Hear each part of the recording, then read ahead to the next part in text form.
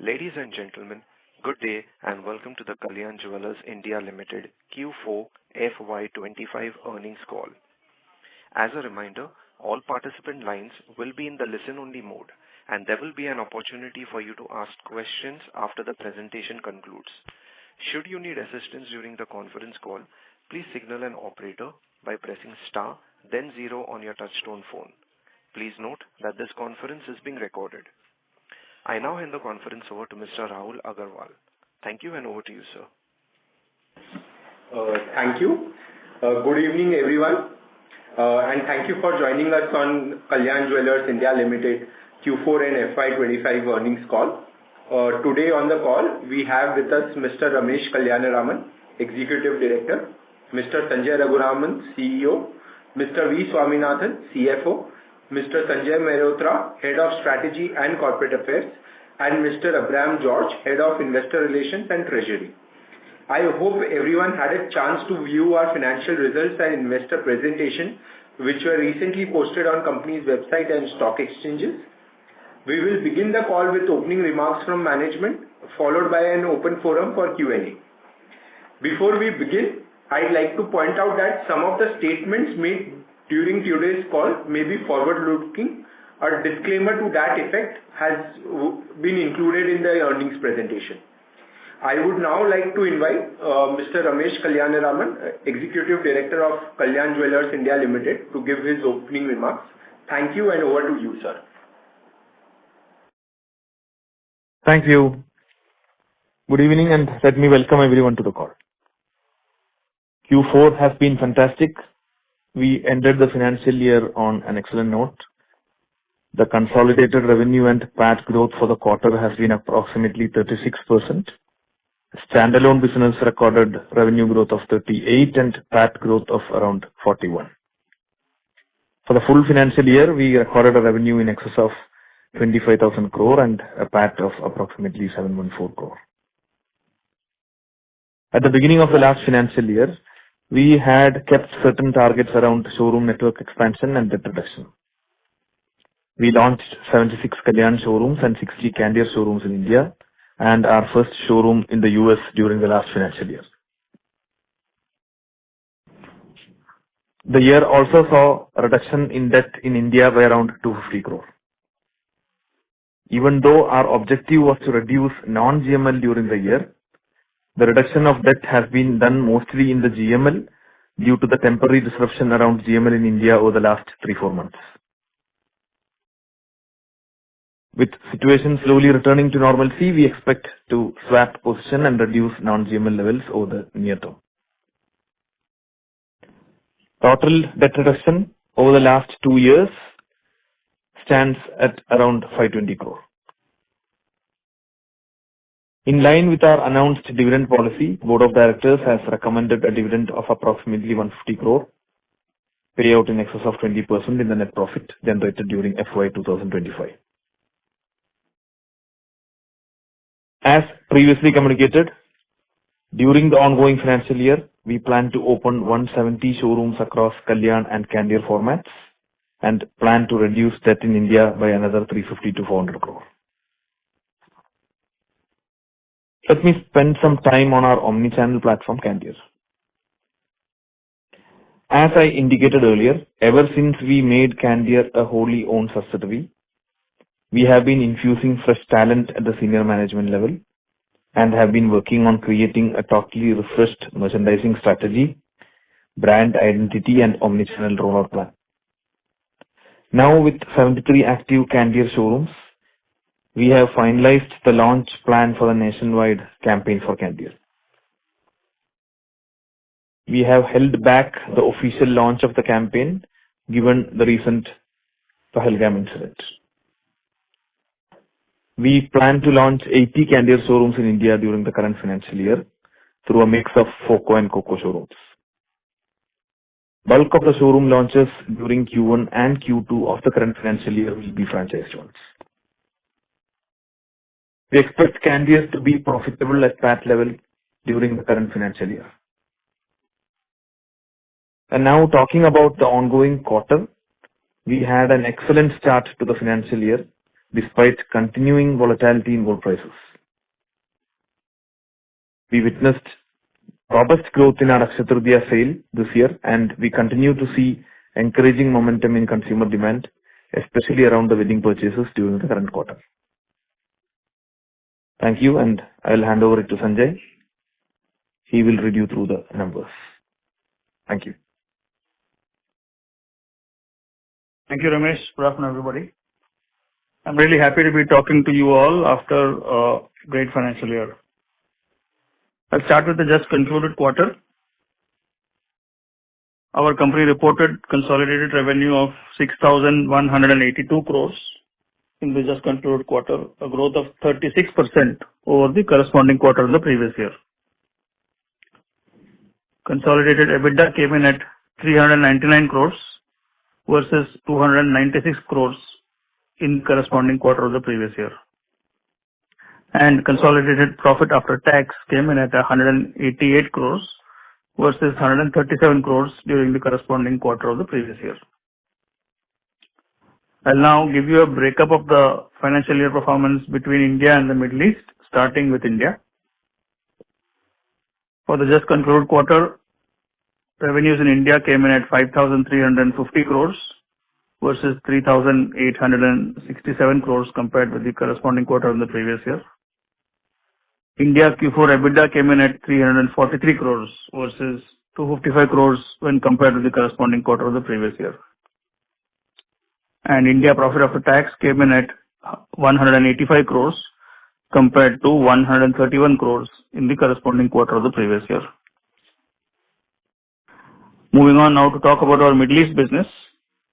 Middle East revenue for the quarter came in at 784 crores versus 623 crores in the corresponding quarter of the previous year. And EBITDA in the Middle East was 59 crores versus 44 crores for the same period of the previous year. And the Middle East business posted a profit of 12 crores for the quarter compared to 10 crores in the corresponding quarter of the previous year. Lastly, talking about our e-commerce business, Candere, we posted revenues of 28 crores versus 36 crores in the corresponding quarter of the previous year. And the quarter recorded a loss of 12 crores in Candere versus a loss of 70 lakhs for the corresponding quarter of the previous year. For the full year FY25 on a consolidated level, India revenue came in at 25,045 crores and consolidated profit after tax came in at 714 crores. With this, I'm done with the summary of the financials and we now open the floor for questions. Thank you. Thank you, sir.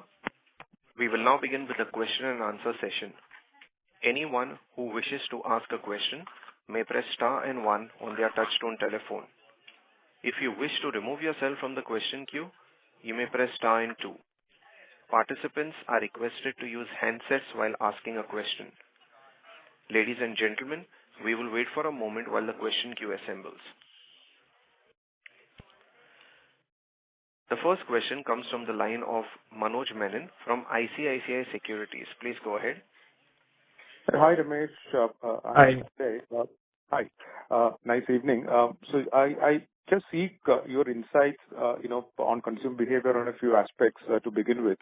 Now, given the material gold inflation which you have seen, I'm sure you would have seen similar, templates playing out in your long experience as well.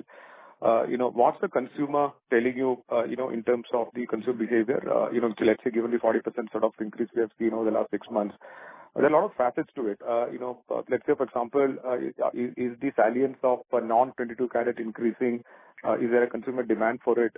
Anything what you see on the consumer behavior? And I've got a few follow-ups on this. Thank you. Yeah, so as you rightly mentioned, we have seen this cycle over the past 3 decades now, a couple of times. So whenever the gold price increases, the demand per se, what happens? People take a pause, people see where the gold is, the price is going, and then they either postpone or prepone the purchase according to the occasion.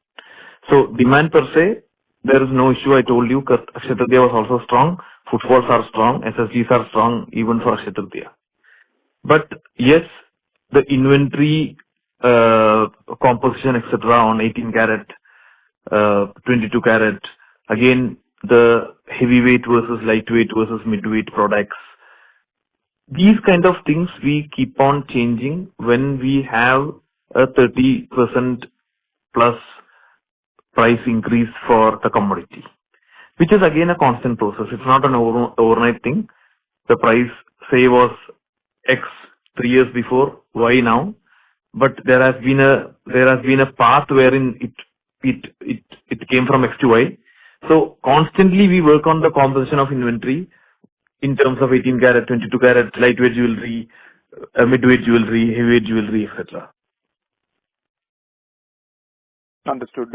Ramesh, understood the composition of the, let's say, on the weight side of it, understood that aspect. But on the 18, 14, 22, is the consumer, or let me put it differently. So can a common consumer make out, let's say somebody is wearing an 18 karat or a 22 karat? No, nobody can make out because the product is the same. Okay, so it's not about whether people know or not. It is about their personal satisfaction, whether it is a 22 karat versus 18 karat or 14 karat. So as of now, plain gold we don't do in 14 karat. Diamond jewelry, it was earlier done in 18. Now it is mostly done in 14. Plain gold jewelry was only 22 and 18 karat was only for certain stylized products, wherein Gen Z products. But now 18 karat is there for even staple products. We have started keeping 18 karat in certain markets. But certain markets like Tamil Nadu, it is still very tough to crack an 18 karat. People still buy 22 karat. 18 karat is only for Gen Z products. So it is upon market to market, and we cannot just give you a blanket answer. Understood. Loud and clear. I'll take it separately. Now, just on the making charges bit here, does it make a difference to your profit pool or the making charges when it comes to 2218? I'm talking about only plain gold, not studded. No. So we will actually, that our profitability is on the cost price of the product which is made, and then selling price is the making charge, right?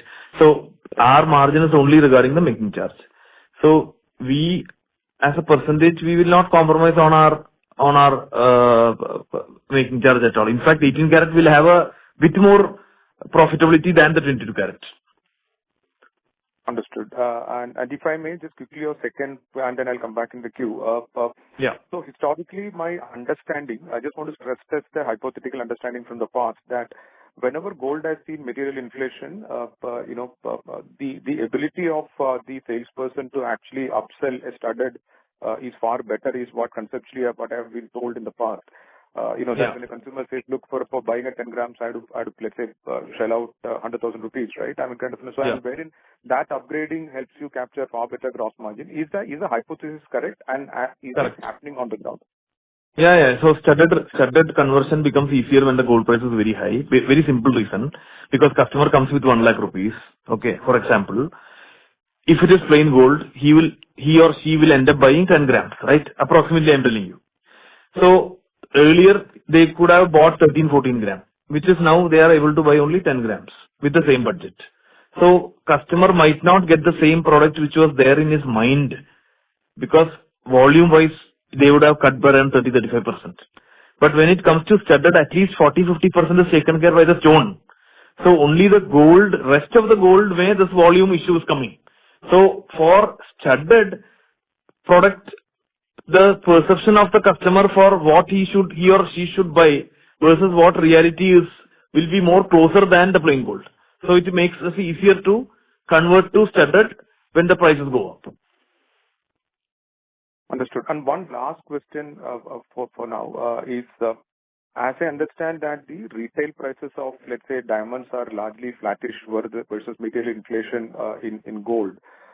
Now, can this have an impact incrementally on the consumer's, let's say, propensity or willingness to actually buy a diamond? Because let's say if I'm a consumer who bought 2 or 3 years back, and suddenly I'm finding that, when I come to, let's say, store for an exchange, that my diamond price has not inflated, whereas gold has inflated. Is there any such consumer behavior which we should watch out for? Yeah, so again, everybody does not buy in an angle of just getting a price, what you call elevation for a product a commodity which they have bought, right? So even when you buy a diamond jewelry, there is gold quotient in it, and diamond also It is not that price have been stable for the past 10 years. It has been moving up, right?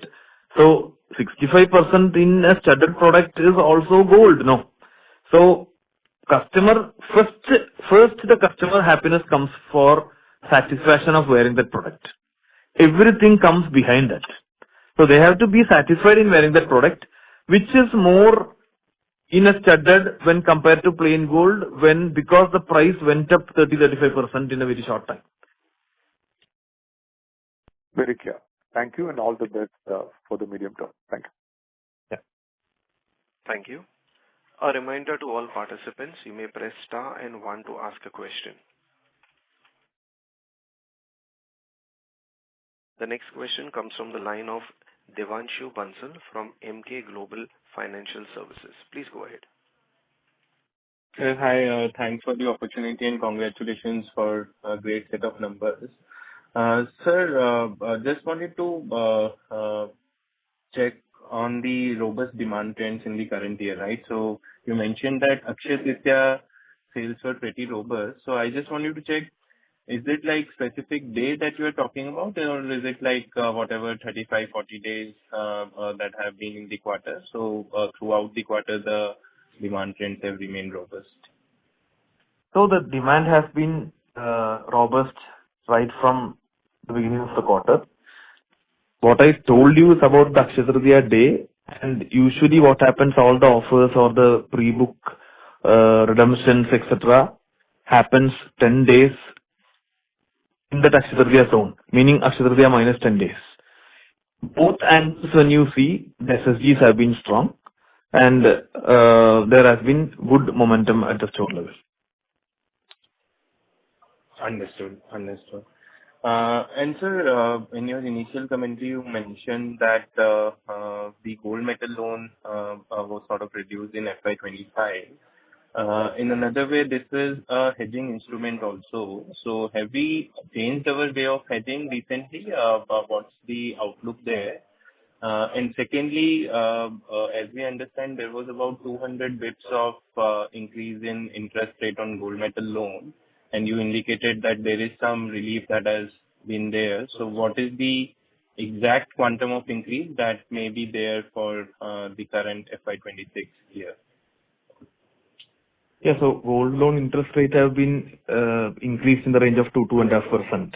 It has started coming down from the peak, which was at around 5% oddish. So now it's slowly settling down. And once it gets settled down, we will swap the gold loan to, meaning it will be, the gold loan will go up and the CC will come down. So it is still not back to the normal levels. Understood. Any quantum, sir? As in earlier it was 2-2.5%. As of now, where does it stand? It was in the range of 3-3.5. Now it is in the range of 5. 5-ish, meaning 5.5. 5. Okay, understood.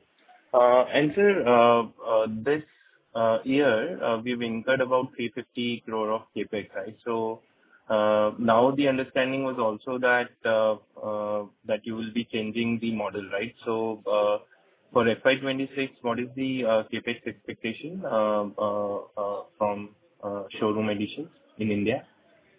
So even in this financial year, if you remember, we initially the first half was all the old model where capex was put by Kalyan and franchisee was investing in the inventory. Okay, so around 30 showrooms in this financial year, it was our capex, meaning Kalyan Jewellers was investing for capex, and only the investment on inventory was coming from them. So predominantly the first half capex amount was that, and second half there has been what you call the renovations which will happen, etc., which will be in the range of what usually 150 crore.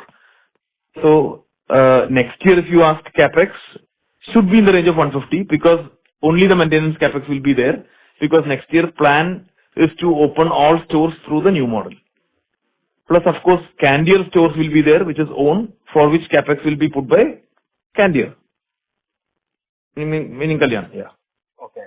So, sir, if we have to break this 350 crore and 150 crore has gone into maintenance, so new store capex has been about 200 crore in FY25, So right? it will be like what, 30 showrooms, which we would have done CapEx, 30 with what into 4, maybe 120 crore.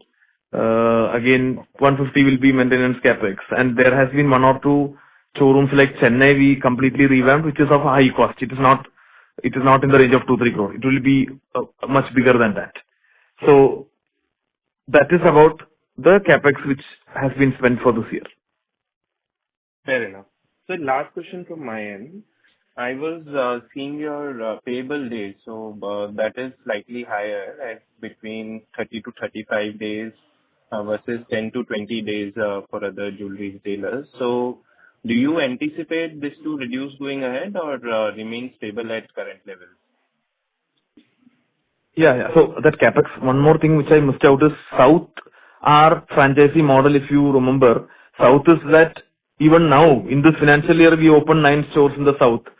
CapEx will be put by Kalyan and only inventory will be done by franchisee. So South franchisee model even now is CapEx by Kalyan. So that will also be in the range of what, 40-50 crore in the last financial year.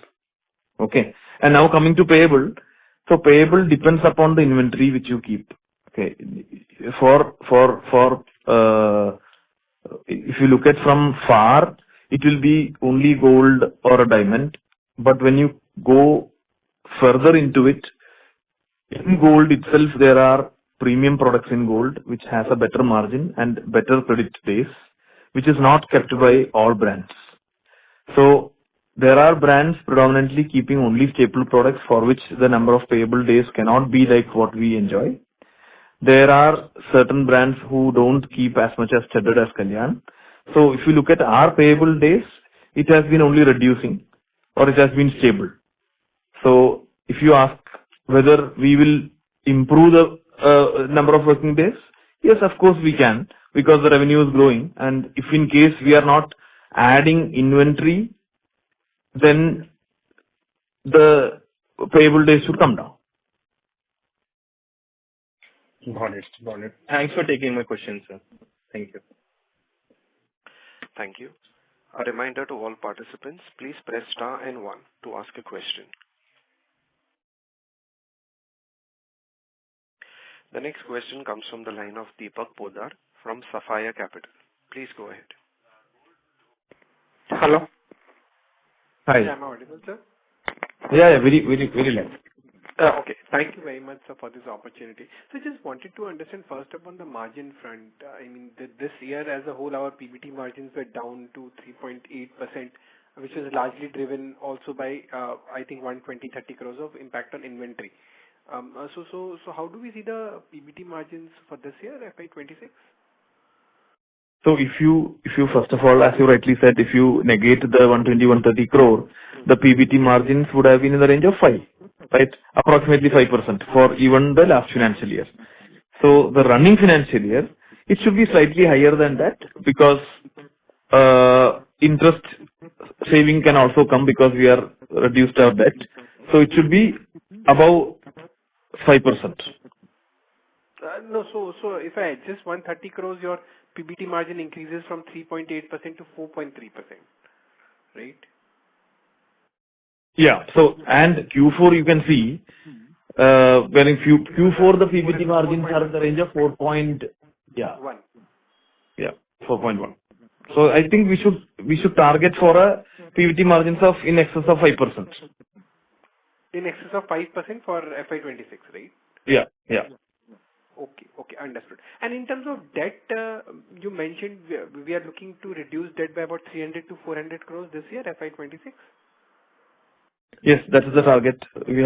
Our target for this financial year, debt reduction will be in the range of 300 to 400 crores.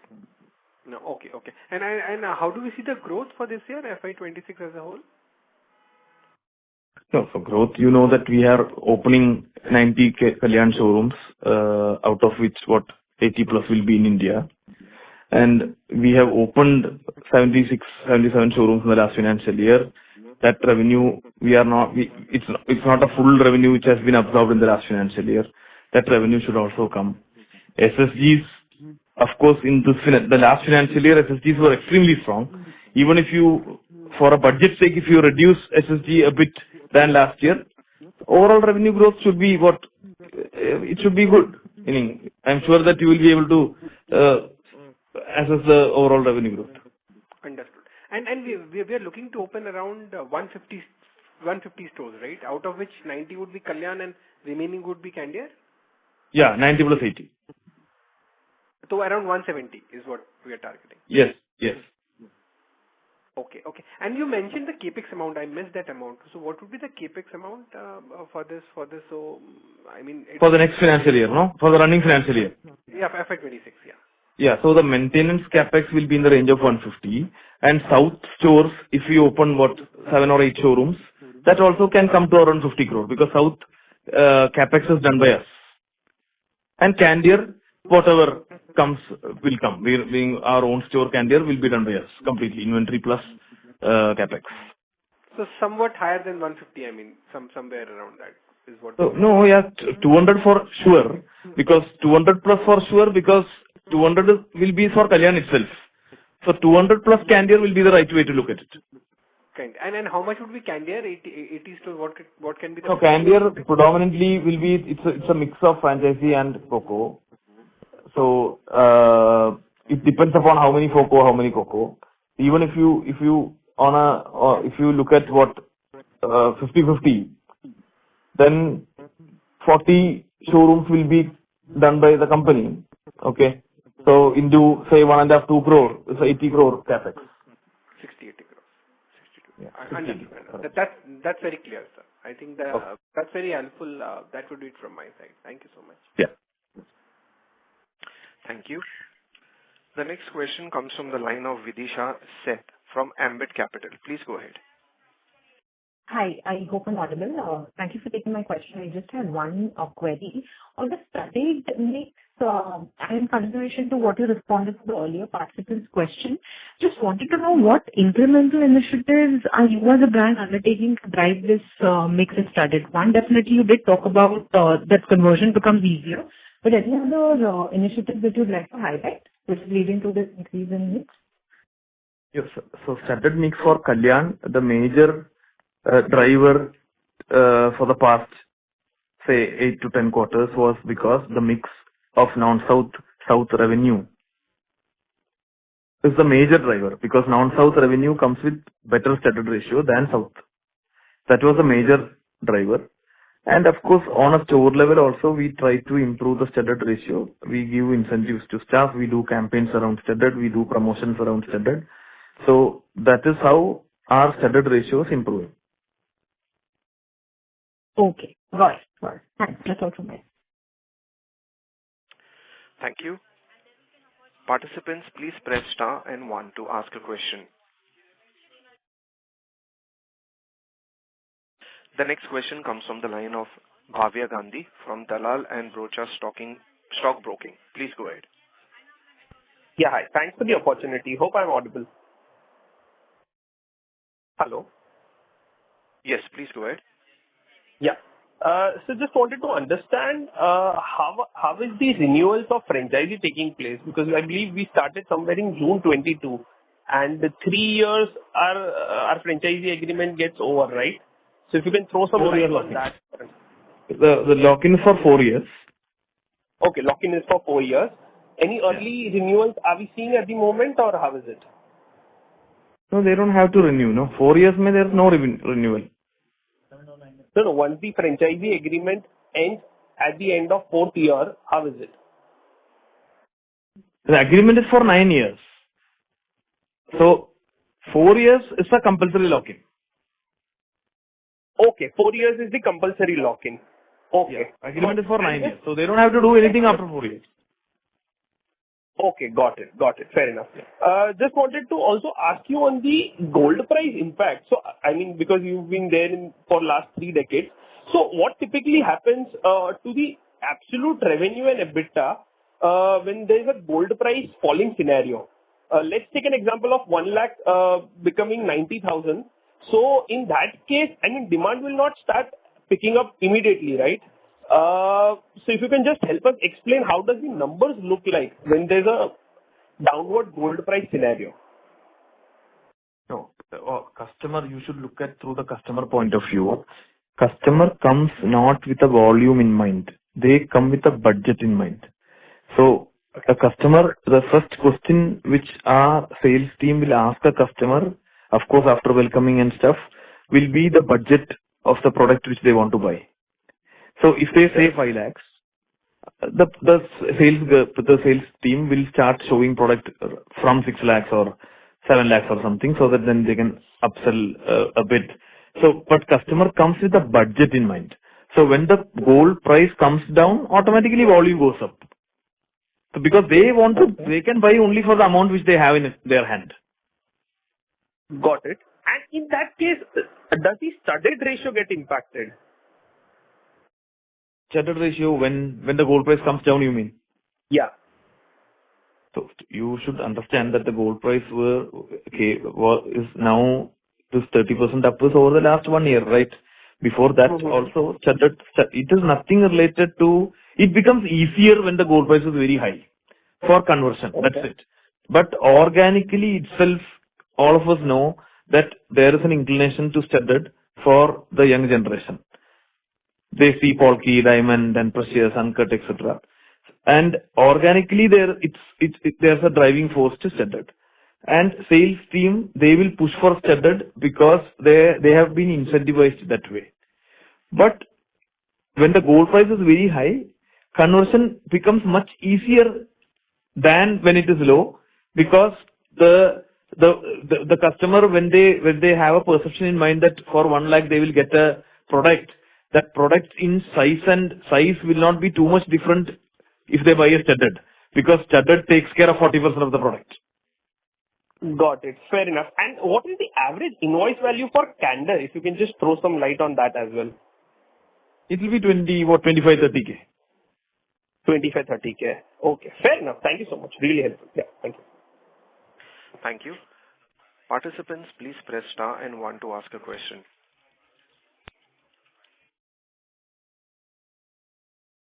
The next question comes from the line of Pallavi Deshpande from Samiksha Capital. Please go ahead. Yes, sir. Thank you for taking my question. Just one here on the borrowings. We're not seeing a decline and we're seeing a high cash balance. If you can just explain that. Can you repeat the question once more? It's the borrowings, they're not declining as guided, and the cash has increased. So just wanted to understand, what am I missing? So two things. One is that in India, if you look at the debt level have come down by 250 crore.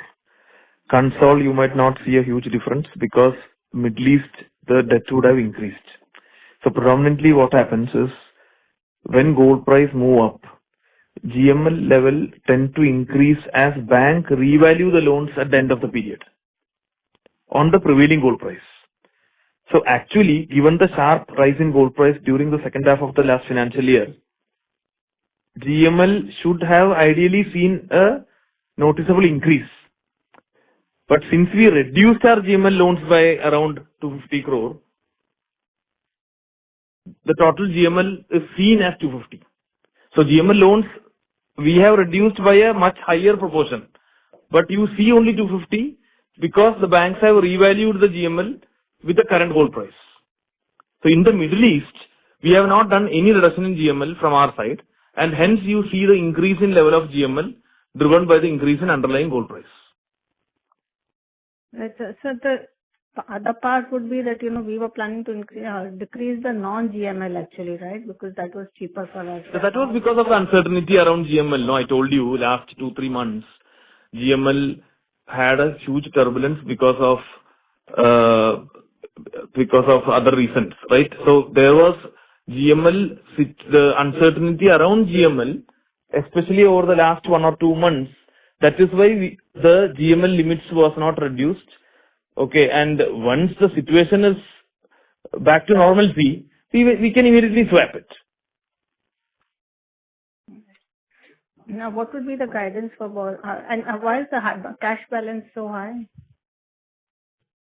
Cash balance, okay, I will check the cash balance, but what I saw was it's only a difference of 60 crore increase in Middle East. That is predominantly because the cash is going and sitting in the gold loan, right? Because we'll have to pay money. Right. I made it clear, no? Yes. Thank you so much. Yeah. Yeah.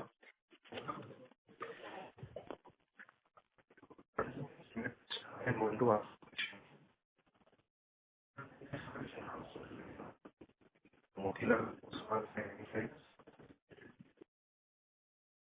Hello, am I audible?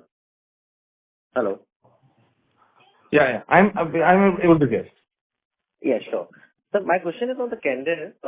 Since we plan to open around 80 stores next year, correct?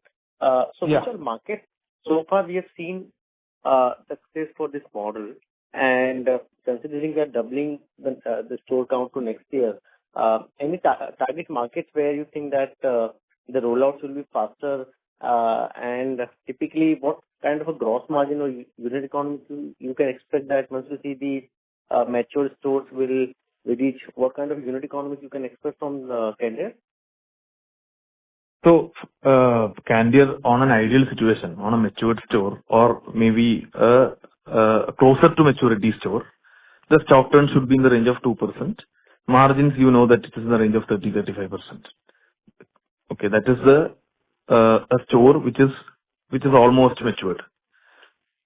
That is the store economics. Okay, margins will be what 30-35%, and stock turn should be in the range of 2.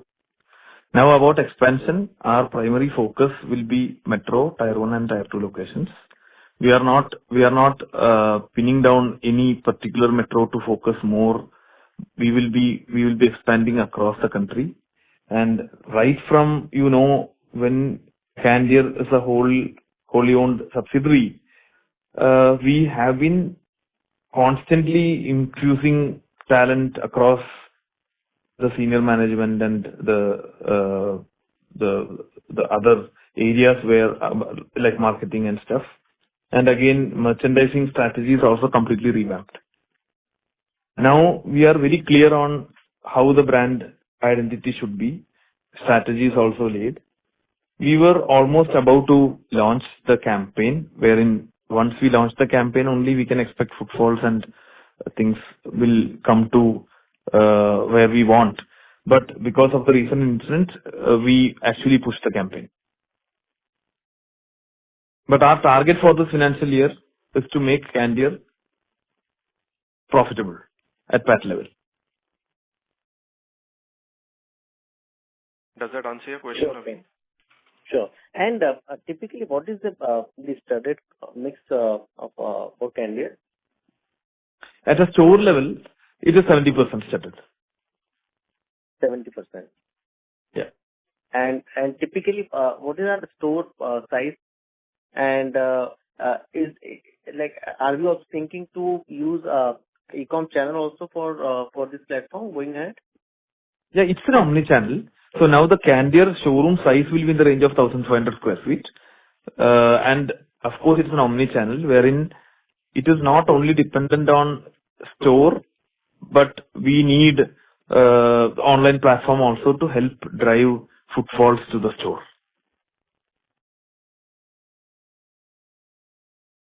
Sure. Yeah, thank you so much. That's all from my side. Yeah. Thank you. The next question comes from the line of Parikshit Gupta from Fair Value Capital. Please go ahead. Thank you for the opportunity and congratulations on a great result. I just have one question, and I joined a little late, so I'm sorry if I'm repeating it. With the India-UK FTA, there is a lot of news going around about a boost in gems and jewelry exports from India. Can you throw a little light on it about how it might be, beneficial for us, or is it a little too early to talk about any positive signs from it? So, as you know, we don't export for others, wherein we don't have export business. We have plans to open our showrooms in UK this year, for which we can export from India. Otherwise, then we don't have a direct benefit because of this. Understood. So the Middle East business only caters to the GCC area? So Middle East actually looks after our Middle East operation, and also as we speak, there are products from Middle East which is sent to the US operations also. Okay. And can you please spend a minute on how the FTA would, be a positive push for the industry overall? Overall industry, it's very tough for me to guide, but what I hear is that exporters have a merit on it. Oh, okay. And obviously the realization levels, I'm sorry, I'm not a little very comfortable with this segment, but in terms of the overall realization levels, is it widely different in terms of domestic versus export? I didn't get you there. Can you repeat the question? So I just, I'm sorry for not wording my question correctly. From what I understand, in terms of jewelry, we obviously have the, whatever metal, gold, silver is used, and then the making charges. However, in terms of export, I would assume that the, gold prices would still be the same. But the making charges, and then on top of that, there will be freight and, different components to it. So I am asking if exporting exporting jewelry is more profitable as compared with selling it domestically, or is it not much of a difference? So exporting majorly happens only for selling it to retailers, no. Otherwise, they will not be able to sell to end consumer. So as per my understanding, the margin for a retailer will be much higher than a margin for a wholesaler/exporter. But of course, I don't know about it because I am not an exporter. But as far as I understand about the segment and my experience, I can talk only about our experience so far. So retail margins are much higher than any wholesaler or an exporter, right? Because US our margin, yeah, it's 25% plus is our margin in the US at the store level. Understood. This was helpful. Thank you. Thank you for your time. Thank you. The next question comes from the line of Pallavi Deshpande from Samiksha Capital. Please go ahead. Yes, sir. Thank you for taking my question. Just wanted to understand what is the interest rate now for this the gold metal loan that we agreed upon. How much higher is it? So it was in the range of 3.5. Now it's in the range of 5.5. So just in the level of 5 now at this week, coming in the level of 5. Yeah. Right, sir. And what would be, in terms of the same store volume growth, any guidance that you would I missed the beginning part of the call, sorry for that. So, yeah, so we don't look at only volume because we look at value because we ourselves push for studded rather than gold, right?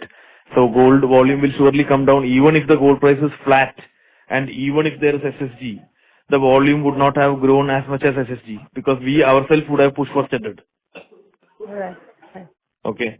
So our SSGs were in the range of 21%. Right. Yeah. And what would be the target for the studded ratio for next year since you're pushing? Now I think it should be in the same range, in the 30, 31, 32 range, because the expansion now for the running financial year is predominantly in tier 2, tier 3 markets outside South India, where the studded ratio will be lesser than what we enjoy in a metro or a tier 1. So now don't expect any sharp increase from the current levels. Right. Got that. Thank you. Thank you. A reminder to all participants, you may press star and 1 to ask a question.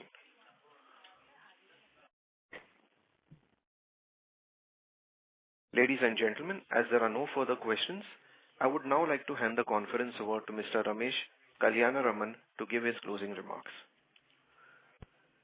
So thank you very much and a good day. Thank you, sir. Ladies and gentlemen, on behalf of Kalyan Jewellers India, that concludes this conference. You may now disconnect your lines.